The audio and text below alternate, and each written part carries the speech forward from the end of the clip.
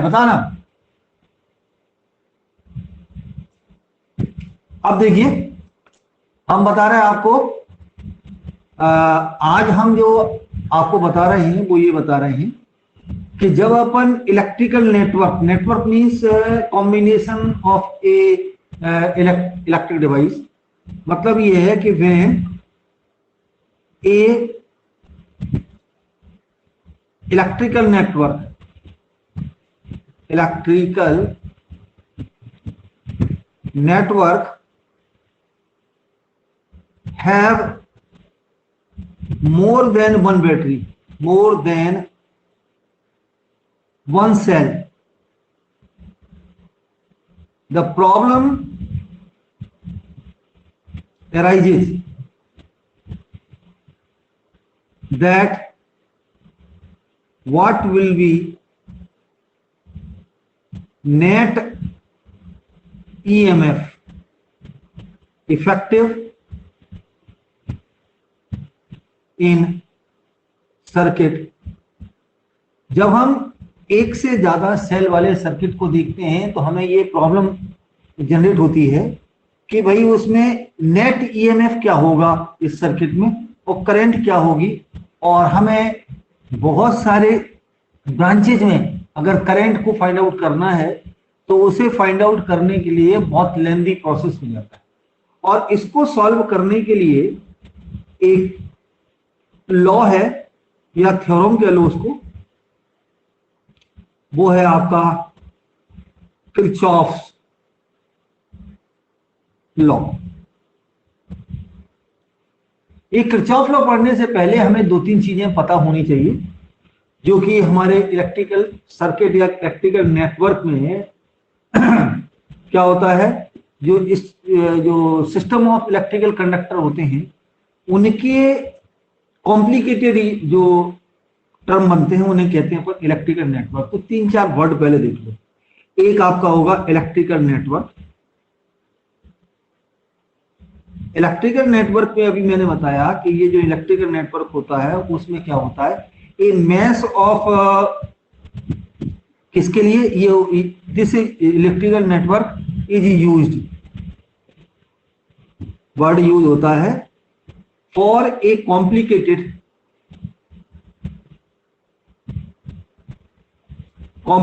System of electrical conductors. जो electrical conductors हैं उनके एक कॉम्प्लिकेटेड सिस्टम को हम इलेक्ट्रिकल नेटवर्क कहते हैं। नंबर एक तो ये बात। नंबर टू बात करें हम इसमें, तो एक आता है जंक्शन। जंक्शन जैसे मथुरा में पहुंच जाओ, आगरा पहुंच जाओ, तो आगरा जैसे स्टेशन पे कहीं इस तरफ से हापुड़ की तरफ भी ट्रेन आती है, दिल्ली की तरफ से आती है, मेरठ की तरफ से भी आती है, इधर से, मतलब कई इसमें रास्ते एक पॉइंट पे जहां जुड़े हैं वो जंक्शन कहलाता है इन रेलवेज। लेकिन यहां क्या होगा, जंक्शन होगा कोई भी point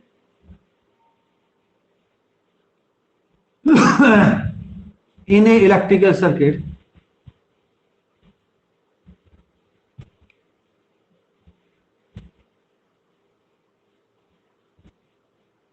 electrical circuit where two से ज्यादा, वेयर टू और मोर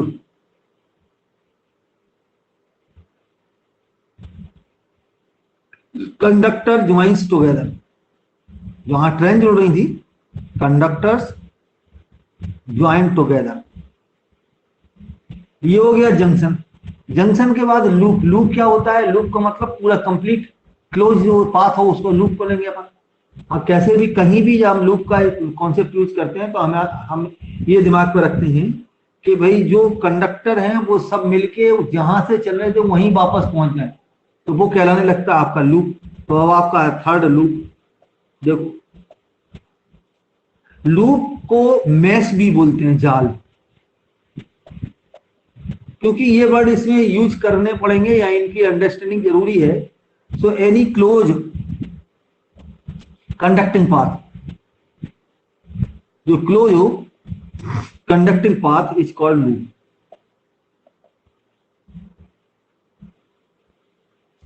ठीक है, ये लूप कहलाता है। और इसी को मैश कहते हैं। ब्रांच क्या, एक अकेली की कोई अगर उसकी साइड ले लो, जैसे मान लो यहां से वायर जुड़ा हुआ ये वापस होकर यहाँ, या तो ये लूप हो गए, ठीक है, कंडक्टर्स की। लेकिन इसकी एक साइड, एक जो है वो ब्रांच कहलाती है। तो अगला ब्रांच भी बता देती। तो फोर्थ हो गया आपका ब्रांच। ब्रांच में क्या होता है, एनी पार्ट ऑफ नेटवर्क, कोई भी any part of electrical network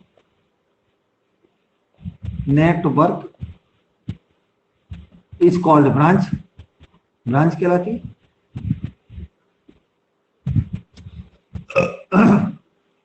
जो दो जंक्शन को जोड़कर बीच में पड़ रही हो, दैट लाई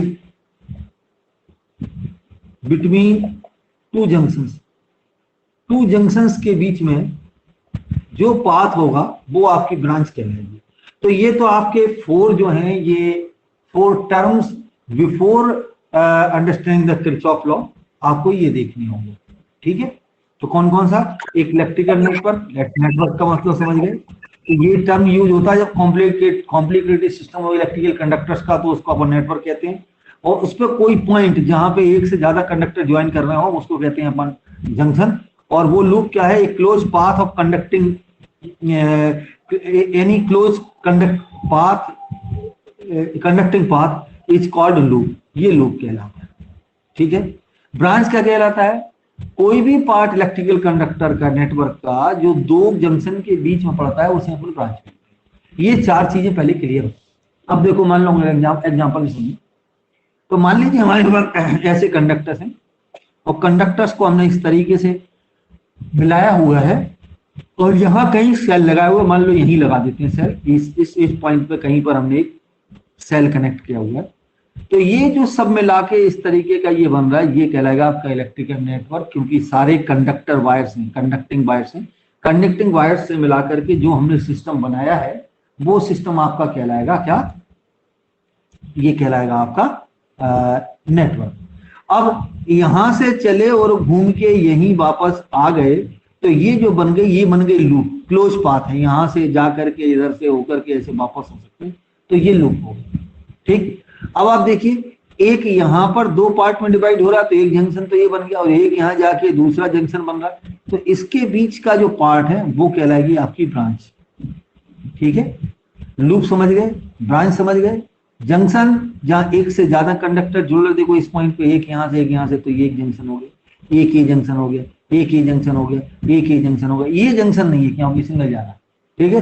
तो ये चीजें अब आप समझ चुके होंगे। अब अपन first law of Kirchhoff first law के बारे में डिस्कस कर रहे हैं। देखो,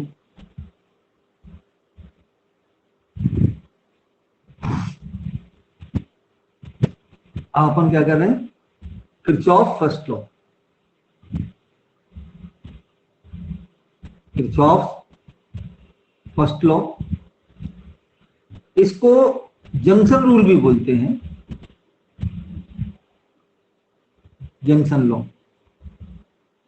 इसका एक और नाम है किरचॉफ करंट लॉ, तो केसीएल भी कहा जाता है। क्या क्या कहा जाएगा, Kirchhoff first law, junction law और केसीएल, शॉर्ट में केसीएल बोलते हैं। अब इसमें क्या है कि इसमें ये बताया गया कि किसी जंक्शन पर जितनी भी करंट मिले तो उनका जो टोटल होता है वो 0 होता है। यानी आने वाली करंट और जाने वाली करंटों का अगर हम नेट निकालें, एल्जेब्रिक सम निकालें, तो वो 0 होता है। ये इस रूल में बताया है, तो अपन ये लिख देंगे एल्जेब्रिक सम। एल्जेब्रिक सम का मतलब है प्लस और माइनस साथ मिलेंगे, और प्लस माइनस किसकी लेंगे, जंक्शन की तरफ कोई करंट आ रही है तो पॉजिटिव, और जंक्शन के दूर जा रही है तो वो कहलाएगी नेगेटिव करंट, ठीक है। The algebraic sum of currents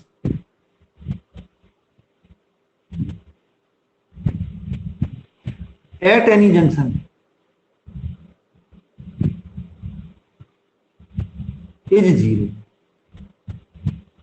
ये हो गया। अब इसको समझने की कोशिश करें तो पहले तो हम ऐसे लिख दें कि सिग्मा आई इक्वल टू 0, यानी सबका सम इक्वल टू 0। अब इसे हम देखें, एक अगर एग्जांपल लें, मान लें कि late I1 I2 I3, I4 और I5 are current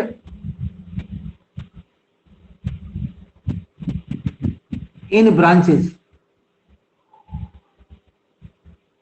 joining at junction. और हमने जो किया वो जंक्शन वो ऐसा बनाया, मान लो ये पॉइंट ले लिए, इस पॉइंट पे ये एक कंडक्टर हुआ, इसमें I1 दिखा दी, एक ये होगा आपका ब्रांच, इसमें अपन ने I2 दिखा दी, ये पॉइंट है जंक्शन पॉइंट। यहां पर हमने देखा I3 लिख दिया, यहां लिखा हमने I4 आता हुआ जाता हुआ दिखा देता हूं I4 को, और I5 को भी जाता हुआ दिखाई देता हूं, तो I4 और I4 है ये वाला। अब आप देखिए, इसमें जब अपन इस तरीके का कोई जंक्शन कंसीडर करते हैं तो क्या होता है कि यहां एक चीज लिख दूं, the currents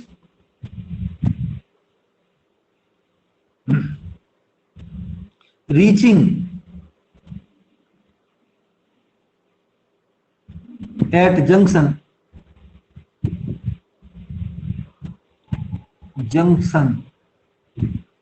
taken as positive, मतलब जंक्शन पे आने वाली जितनी भी करंट है वो पॉजिटिव होंगी। And current leaving the junction, current leaving the junction taken as negative, वो नेगेटिव ली जाती है। तो देखो अब ये वाला हम और ये लगाएं सिस्टम, इसमें लिखा है टोटल करंट इक्वल टू 0, ये सम का मतलब होता है टोटल समेशन। यानी I1 लिखा, नीचे के स्टेटमेंट के अकॉर्डिंग I1 प्लस का, I2 प्लस का, I3 प्लस का, कि देखो सभी इसी तरफ आ रहे हैं I तीनों, और जा कौन कौन से रहे I4 और I5 इक्वल टू 0। इसका मतलब क्या हुआ, I1 plus I2 plus I3 equal to I4 plus I5। ये क्या है, ये रीचिंग करंट है, या क्या क्या अपन इसकी तरफ आने वाली, तो इसको रीचिंग लिख रहे हैं, रीचिंग करंट। और ये क्या कर रहे हैं, लीव कर रहे हैं, लीविंग करंट। तो हम इसको ऐसा भी लिख सकते हैं, the sum of reaching current at a junction equal to the leaving current of the junction, ऐसा भी लिख सकते हैं। तो अपन ऐसा भी लिख सकते हैं इसी वाले रूल को, ऊपर जो लिखा आपने KCL को, वो ये लिख सकते हैं, the sum of currents, reaching लिख लें या एंटरिंग लिख लें, entering a junction is equal to the currents sum of currents leaving that junction.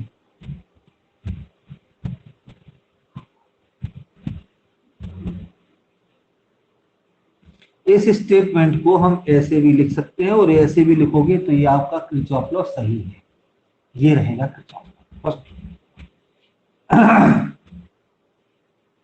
अब ये किसके लिए है, ये सिर्फ करंट के लिए है जो आपका जंक्शन लॉ है, और दूसरा लॉ जो आपका है वो आपका कहलाता है किरचॉफ सेकंड लॉ। और किरचॉफ सेकंड लॉ है क्या, वो लूप के कंसर्न में, जो अभी मैंने लूप की बात करी, ठीक है। तो अब आपका सेकंड लॉ देखो क्या होगा, इसमें बहुत बढ़िया बढ़िया क्वेश्चन बनते हैं और सॉल्व करने में बड़ा आनंद आता है। देखिए अब आपका है वो सेल के EMF के लिए है, ये वाला जो हम बता रहे हैं सेकंड, तो वो है आपका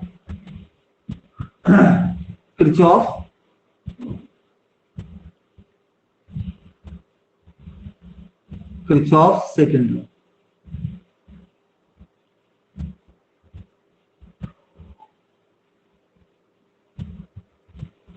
इसे किरचॉफ वोल्टेज लॉ भी कहते हैं, किरचॉफ वोल्टेज लॉ, और इसे लूप लॉ भी कहा है, क्योंकि लूप में अप्लाई होता है इसलिए लूप लॉ कहते हैं। और इसके अकॉर्डिंग है कि in any close loop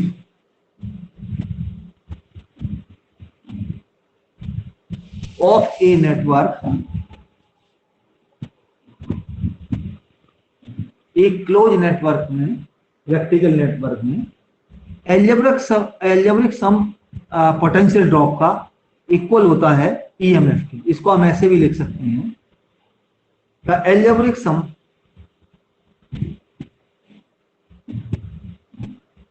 of change in potential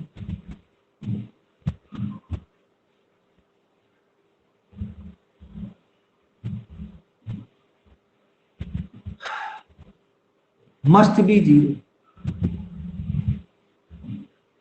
मतलब चेंज इन पोटेंशियल कुछ नहीं होना चाहिए। तो क्या लिखेंगे, sigma delta V equal to zero. और चेंज इन पोटेंशियल का मतलब क्या है, ईएमएफ और पोटेंशियल ड्रॉप का सम, वो जीरो होना चाहिए।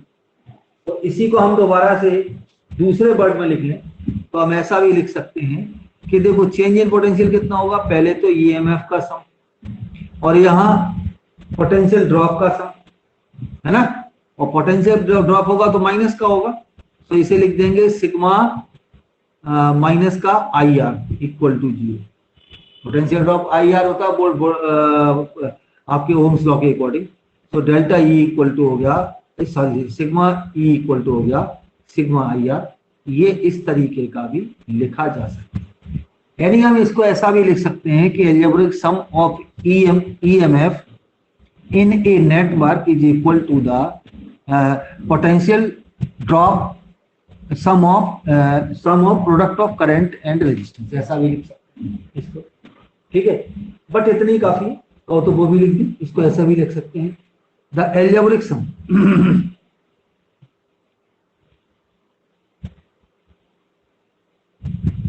एल्जेब्रिक सम ऑफ ईएमएफ, बहुत सारे ईएमएफ में इसलिए बहुत सारी सेल लगी होती है, in any loop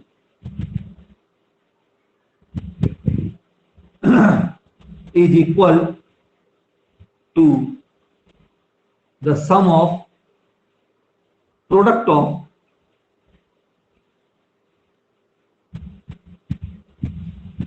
current and resistance, current and resistance in it। इसको ऐसे भी लिख सकते हैं जो लिखा है, लेकिन इसको अप्लाई करने के लिए कुछ बातें बहुत ध्यान रखनी, बहुत ध्यान क्या रखी जाती है, अभी हम बता दे रहे हैं कि सबसे पहले हमारे पास जो नेटवर्क दिया रहता है उसकी हर लूप में हम करंट का ट्रांसवर्स देखेंगे। ट्रांसवर्स का मतलब होता है हम ये मान रहे हैं कि इस सर्किट में करंट फ्लो जो हो रही है उसमें रेजिस्टेंस की डायरेक्शन, देखो करंट किसी कंडक्टर के अंदर रेजिस्टेंस किस तरफ है, किस तरफ रुकावट है, इस चीज को हम वैसे डिसाइड नहीं कर सकते, लेकिन उसको हम एज्यूम कर सकते हैं। जब हम एज्यूम करते हैं तो एज्यूम करने पर हम उसका क्लॉकवाइज या एंटी क्लॉकवाइज किस डायरेक्शन में हम लें ये हमारी मर्जी है। हमें उसमें कोई रूल हमें रोकता नहीं है कि भाई हम इसको ऐसा नहीं ले सकते। हम किसी भी लूप में क्लॉकवाइज या एंटी क्लॉकवाइज उसमें ट्रांसफर ले सकते हैं, और जैसा हमने एक लूप में लिया है तो पूरे नेटवर्क में जितने लूप होंगे सब में सेम डायरेक्शन में ट्रांसफर मिलेंगे। उसके बाद उसमें जो एक्चुअल करंट है उसकी डायरेक्शन देखेंगे, और वो डायरेक्शन अगर सेम डायरेक्शन में है, दोनों की एक ही डायरेक्शन है, तो उस क्वांटिटी को जिसके लिए हम जैसे मान लो पोटेंशियल ड्रॉप देख रहे हैं I इंटू आर निकाल रहे हैं, उसी के अकॉर्डिंग उसमें साइन है। अगर वो सेम डायरेक्शन में है तो पॉजिटिव में जाएगा, और अपोजिट डायरेक्शन में है तो I और R का मल्टीप्लीकेशन आपका नेगेटिव साइन के साथ होगा। और जो उस नेटवर्क में सेल कनेक्ट होंगे उस सेल के अंदर यानी इलेक्ट्रोलाइट में अगर ट्रांसवर्स की डायरेक्शन पॉजिटिव टू नेगेटिव है तो उसका ईएमएफ माइनस होगा, और आपकी नेगेटिव टू पॉजिटिव है तो फिर वो पॉजिटिव होगा। और इन्हीं को हम वर्ड्स में या रूल के फॉर्म में लिख ही दे रहे हैं। तो नंबर एक जो साइन कन्वेंशन है इसके, तो वो देख लो, ये होगा साइन कन्वेंशन ऑफ, कौन सा लॉ है, लूप लॉ। कैसे अप्लाई करना, कौन सी साइन लेना है, ये हम इसके बारे में जानकारी ले लें। नंबर 1 होगा कि take any direction, take any direction, अभी हम न्यूमेरिकल करके बताएं, समझ आ जाएगा। Any direction of transverse, transverse की हम कोई भी डायरेक्शन ले लेंगे। कौन सी, क्लॉकवाइज हो सकती है और एंटी क्लॉकवाइज हो सकती है, कोई भी ले सकते। फिर जब अपन ने ये ले लिया, तो अब अपना जो सेल का ईएमएफ है, जितने भी सेल लगे उसको अपन कंसीडर करेंगे, सारे सेलों को। तो अपन लिखेंगे the EMF of cell is taken as positive if transverse inside the cell is negative to positive, negative to positive plate, plate का मतलब terminal, positive to negative terminal लिख देता हूं, टर्मिनल। अगर ट्रांसफर नेगेटिव से पॉजिटिव की तरफ हो तो हम इसको क्या करेंगे, पॉजिटिव लेंगे। समझने के लिए देख लो, मान लो ये सेल है, सेल की बड़ी प्लेट पॉजिटिव कहलाती है और ये नेगेटिव कहलाती है। हमने जो इसमें क्लॉकवाइज अगर मान लो हमने ट्रांसफर किया, तो ये ऐसा इधर इसके अंदर कैसा जाएगा, negative to positive, negative to positive जाएगा। तो हमने क्या लिखा, उसको पॉजिटिव लेंगे, तो इसके अगर ये 10 वोल्ट का हुआ तो प्लस का 10 वोल्ट बना जाएगा। अब the EMF of cell is taken as negative if transverse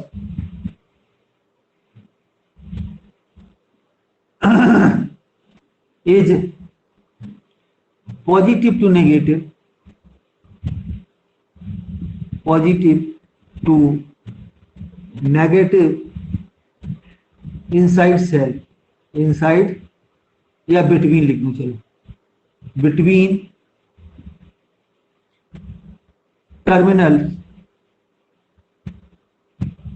of cell inside electrolyte।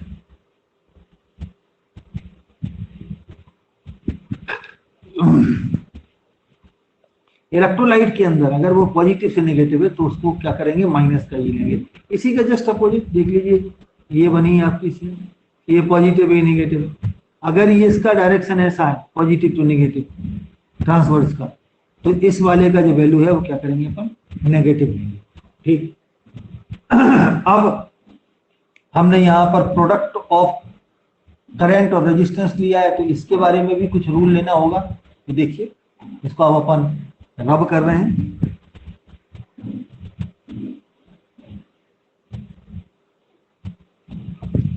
अब अगला आपका होगा the product of current and resistance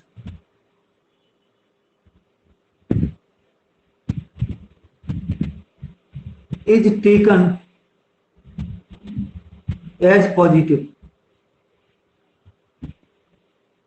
if the direction of current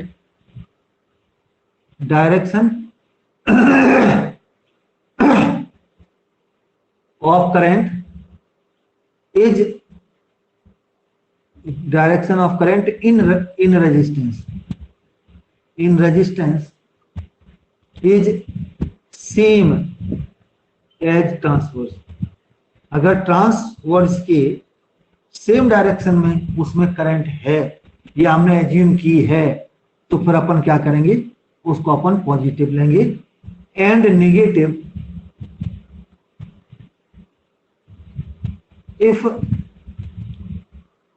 current is in opposite direction,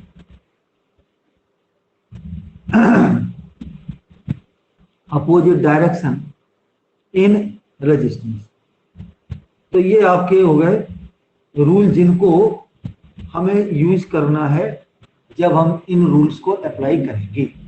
ठीक है, तो देखो हम एक क्वेश्चन ले रहे हैं और क्वेश्चन से आपको बहुत कुछ समझ में आ जाएगा। देखिए, मान लीजिए हमारे पास सर्किट है, सर्किट ऐसा है कि ये यहाँ पे ए पॉइंट बना है, यहाँ पर बी पॉइंट है और यहाँ पर आपका जो है वो सी पॉइंट है और इसमें इधर एक रेजिस्टेंस कनेक्ट किया गया है। रेजिस्टेंस का एक सेल है और वो है आपकी 12 वोल्ट की। इस रेजिस्टेंस को ले रहा हूं मैं 5 ओम और इसमें दिखाया कि इस डायरेक्शन में I1 करंट जाती है। यहां पर पॉइंट है F, यहां पर है आपका E और यहां पर है आपका D। अब देखिए इसके बीच में भी एक रेजिस्टेंस लगाया गया है और ये जो रेजिस्टेंस लगाया गया है इसमें 2 ओम का लगाया और इसमें भी जो करंट है वो आपको I3 यहां दिखाई। फिर एक रेजिस्टेंस यहां लगाया गया है ऐसा और इसमें लिखा गया है 3 ओम और इसमें जो करंट की डायरेक्शन है वो I2 है और ऊपर की तरफ ये हमें दिया है। और कहा है calculate I1, I2 and I3, ये हमें निकालनी है। अब देखिए हम इस जगह पर जो यूज कर रहे हैं यहां भी सेल लगा देता हूं, एक ये ली, एक ये ले ली हमने 6 वोल्ट। ठीक है, ये हमने करेक्ट बोलिए। अब यहां देखिए यहां पर ये ऐसा एरो है, इसका मतलब ये है कि ये जो करंट है ये वाली, ये करंट ये पॉजिटिव टर्मिनल से चलेगी ऐसी होकर के इधर होकर के और इधर वापस आ रही है। ठीक, इधर से ये करंट आ रही है वो यहां आकर के इधर वापस आ जाएगी, यानी जितनी करंट इससे ड्रॉप करी जा रही थी उतनी ही वापस आ गई। सो ये I1 यहां देखिए I2 निकल रही थी तो इधर जो आएगी वो I2 ही वापस आएगी। ठीक है, समझ आ गई बात? यानी कहने का मतलब इस तरफ से आपकी I2 करंट आई और इस तरफ से आपकी I1 करंट आई, मिलके इसमें आई और मिल के आने के बाद डिवाइड। बोलो सर, अगर सेम केस अगर I2 इधर भी तो जाएगी, I1 की तरफ भी तो जाएगी I2। जब इसको रास्ता मिल जाएगा तो वो उधर नहीं जाएगी, बीच वाले ब्रांच में जाएगी, बीच वाले ब्रांच में जाएगी। जब दो जंक्शन मिल रहे हो तो दो जंक्शन एक दूसरे को क्रॉस नहीं करते, तीसरे रास्ते से आगे पीछे निकल जाते हैं, इसलिए ऐसा होता है। अब आप देखिए, अब हमारे पास ये जंक्शन है बी, तो अपन लगा रहे हैं एट पॉइंट बी जंक्शन पर कौन सा रूल लगा रहे हैं अपन? जंक्शन, क्योंकि जंक्शन यहाँ 3 ब्रांचेज मिल रही हैं यहाँ की। तो यहाँ देखो क्या हो रहा है, I3 कितना है? I1 और I2 के इक्वल। सो I3 जो होगा I1 और I2 मिलके इस तरीके से इसमें आगे की तरफ बढ़ेंगे। ठीक, इतना बन गया। तो एक इक्वेशन तो हमारी बन गई करंट वाली। अब क्या करेंगे, अब अपन लूप लेंगे, तो अपन लगाएंगे, अब अपन क्या करेंगे, इसमें अब ट्रांसफर लेंगे। मान लो मैं ट्रांसफर इसमें ऐसा और सेम ट्रांसफर दोनों में मान लिया।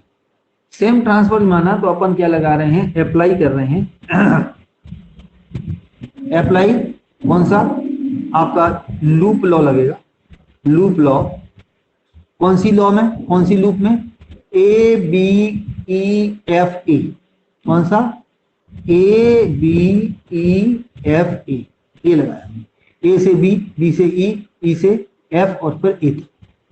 जब इसमें लगाएंगे तो हम A से चलेंगे। A से हमने इसमें देखा, इस पॉइंट में हम देख पा रहे हैं कि कोई भी रेजिस्टेंस नहीं है, तो ये हो गया ऐसा, कुछ नहीं हुआ। इधर देखा, इस तरफ आए B से E की तरफ, तो हमें ये रेजिस्टेंस मिल रहा है 2 एम्पियर, 2 ओम का, और इसमें करंट कितनी? I3। तो हो गई 2 I3। अब देखो, अगर हमने इसका ट्रांसफर जैसा माना है तो इसका मतलब ऐसी डायरेक्शन में ऐसा, इस डायरेक्शन में ऐसा, इसमें ऐसा और इसमें ऐसा माना गया। तो देखिए ये ट्रांसफर सेम डायरेक्शन में हो रहा, जिस डायरेक्शन में करंट है उसी डायरेक्शन में ट्रांसफर है। तो इसका मतलब क्या, ये प्लस की होगी, तो ये हो गई प्लस की। अब चलिए अपन ऐसे, यहाँ देखो कोई रेजिस्टेंस नहीं है क्या? नहीं है, नहीं है ना, तो ये खत्म हो गई बात। इधर आए तो इधर रेजिस्टेंस है, इधर रेजिस्टेंस है तो कितना है 5 ओम का है। और ट्रांसफर जो है वो भी हमने इस वाले डायग्राम देखें तो ऊपरी की तरफ माना है, तो ये I1 और 5 का मल्टीप्लाई हो जाएगा, सो 5I1 ये हो गया। अब आएगा ईएमएफ इस तरफ, दूसरी तरफ ईएमएफ देखो हमारे पास जो सेल है वो ये है, पॉजिटिव इधर है नेगेटिव। अगर हम इसको यूं ले जा रहे हैं ऐसा ट्रांसवर्स को, तो नेगेटिव प्लेट से पॉजिटिव प्लेट की तरफ जा रही है, और नेगेटिव से पॉजिटिव जाती है तो इसकी वैल्यू हमें प्लस में लिखनी है, तो हम लिख देंगे इक्वल टू 12, और ये तुम्हारा इक्वेशन नंबर फर्स्ट बन गया। ठीक चलो अब इसके बाद दूसरी वाली लूप लेंगे। अब लेंगे अप्लाई लूप लॉ। कौन सी लूप में?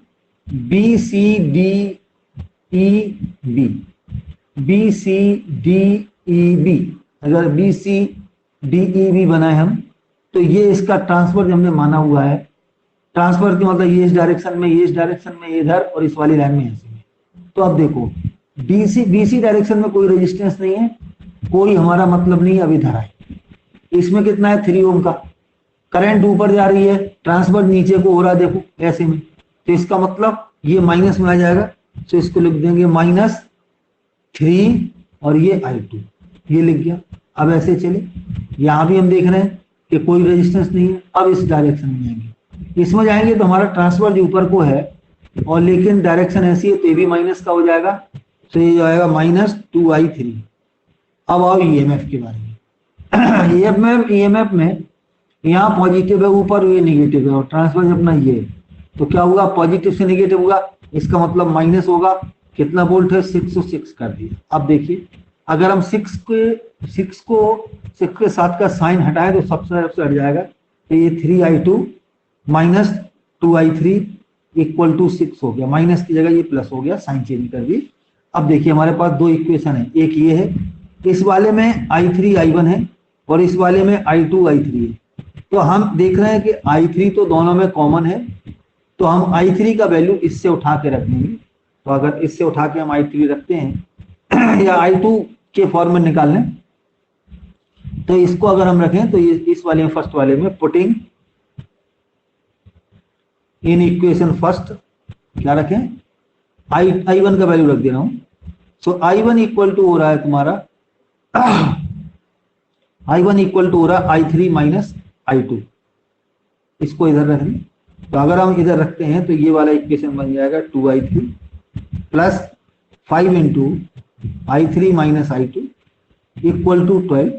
इसे सॉल्व किया हमने तो ये हो गया 2I3 और 5 ये होगा तो 5 2 7I3 हो गया, और ये होगा माइनस का 5I2 इक्वल टू 12। से ये हो गया आपका ए इक्वेशन और दूसरा ये, दोनों को सॉल्व कर दो। तो ये -3I2, हाँ 3I2 और प्लस माइनस का को ये वाला प्लस हो गया, प्लस 3I2 और प्लस 2I3 इक्वल टू 6। इन दोनों में से सॉल्व कर दो, सॉल्व करके I1 I2 I3 के वैल्यू निकालने। तो I2 I3 के वैल्यू निकालने के लिए हमें क्या करना होगा, एक किसी को सेम करना होगा। अगर हम एक किसी को I2 I2 को सेम करना चाहते हैं तो 3 का मल्टीप्लाई ऊपर और 5 का नीचे, 3 का ऊपर और 5 का नीचे कर दें, क्योंकि हम I2 सेम करना चाहते हैं। तो इससे देखिए क्या हो जाएगा, इसको किया तो 3 7 या 21 I3 माइनस 3 5 या 15 I2, ओके, और यहाँ हो गया 12 3 जा 36, ठीक। नीचे किया तो ये हो गया 15 I2, इसको मल्टीप्लाई किया तो ये हो गया आपका 10 I3, और यहां पर किया तो ये हो गया 30। अब देखो अगर हम दोनों को प्लस कर दें तो ये कैंसिल हो जाएंगे, इतने कितने बचे, यहाँ बने आपके 31, और 31 के साथ कौन सा I3 इक्वल टू कितना हुआ 66। तो ये आपका हो गया I3 इक्वल टू 66/31। ठीक है, समझ आ गई बात। अब अगर इस वाली वैल्यू को किसी इन दोनों में से किसी एक में रखने तो आपका कौन सा वैल्यू आ जाएगा, I2 का भी वैल्यू आ जाएगा। यानी अब आपके पास है कोई भी इक्वेशन ले लेता हूं, ये वाली ले रहा हूं, तो यहां पर कितना, ये बड़े होते थोड़े से क्वेश्चन बट आ जल्दी आते हैं। 2I2 plus 3i2, 3i2 plus 2i3, i3 का वैल्यू कितना है 66/31 और इक्वल टू कितना है आपका, ये आपका इक्वल टू 6, इससे आपका i2 का वैल्यू निकल आएगा। तो ये कितना हो जाएगा देखो, ये 3i2 इक्वल टू 6 माइनस इनका मल्टीप्लाई करें तो 6 2 या 12 और 12 2 132 अपॉन 61, इन्हें सॉल्व कर लो और सॉल्व करने के बाद i2 का वैल्यू निकाल लो। जब i2 i3 निकल आया तो i1 भी निकल आया इस वाले इक्वेशन में रखते, तो ऐसे ये क्वेश्चन सॉल्व हो जाए। ठीक है, समझ आ गया? हेलो सर आ गई। अब देखिए, हालांकि हमने बहुत बड़ा कर दिया, ये तो बहुत सिंपल सा, बहुत छोटा सा होगा, ये तो इतना लंबा समझाने के चक्कर में हो गया।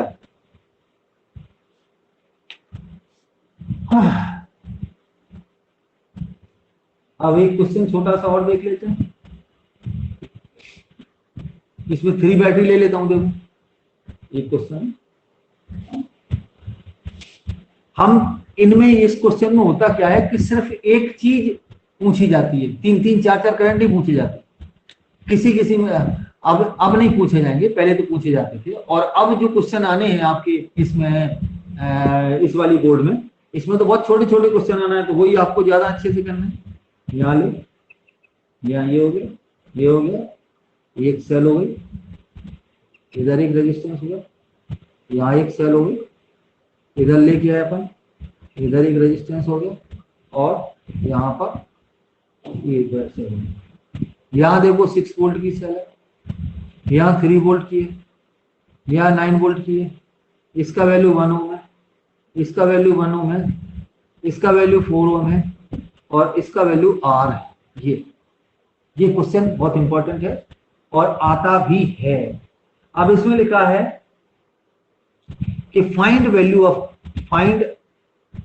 Of R if there is no current in 4 ohm resistor. 4 ohm के रजिस्टर में कोई करंट नहीं है, ठीक है, तब आप बताएं। तो इसका मतलब क्या है, 4 ओम के रजिस्टर नहीं, मतलब ये दोनों पोटेंशियल सेम है, इस पर इनके कॉर्नर की इसलिए नहीं है, ठीक है। तो देखिए क्या निकालना है, और also find potential difference at A B C और डी, ये ई है और ये एफ है। कौन से पे निकालना है, A and D, potential difference of A and D. देखो इसमें हम क्या करेंगे, ये ट्रांसफर बना लिए, आपने ट्रांसफर बना लिए, तो अब अपन क्या कर रहे हैं, by loop law. Loop law हम किस में निकालें भाई, लूप लॉ अपन पहले ले लें इस वाली, ठीक है।